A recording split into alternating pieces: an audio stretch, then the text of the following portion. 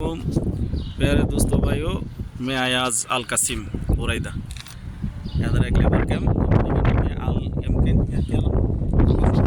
अल फसल कंपनी, अल one medical company है। Okay, इधर एक एंटीना लगा है इधर लेबर कैंप के लिए। वो एंटीना एसटीसी टावर, इधर एसटीसी कम से कम 10 किलो दूर है। इधर एक गरीब में चेन टावर है लेकिन उसका फ़ायदा नहीं है एसटीसी यहाँ से।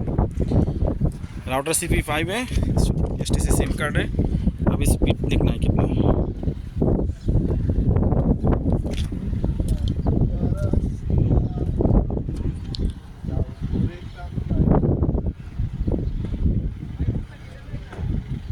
स्पीड है 420, 425, 433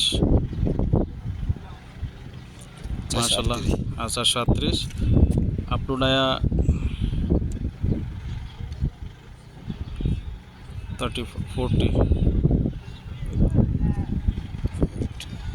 42। ओके, बहुत अच्छा।